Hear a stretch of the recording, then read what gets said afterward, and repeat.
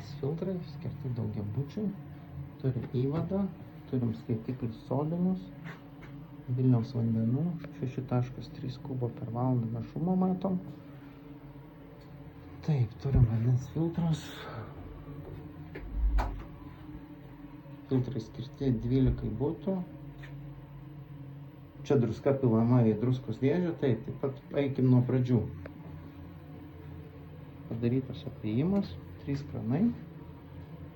Vanduo keliauja į filtrus. Yra mėginio vieta paėmimo, manometras, matom slėgį.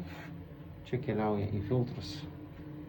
Tai vantus, pirminis mechaninis filtras, matom koks vanduo. Čia dedam tokius maišelius, 5 vienetai, 100 mikronų. Tai po mechaninio filtro turim užsikimšimą, ar užsikišęs ar ne filtras, matuojam slėgį.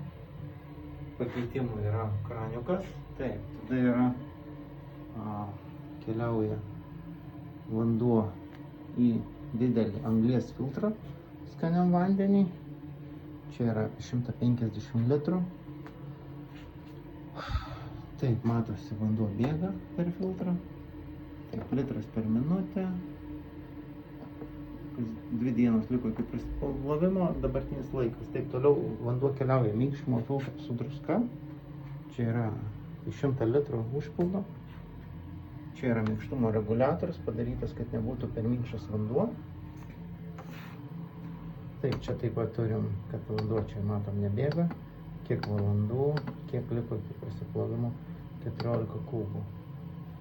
Taip, čia sujungta druskos talpa žarna. Tai čia ta žarna eina į šitą druskos dėžę, čia yra druskos įpilta, čia yra šulinukas, druskos talpa yra apie 200 litrų, tokia iš didesnių. Tai periodiškai keičiasi kas 3 mėnesius čia maišelį, o patys filtrai apsitarnauja ne vėliau kaip po 3 metų. Druską papildom kas 3 mėnesius arba panašių intervalų.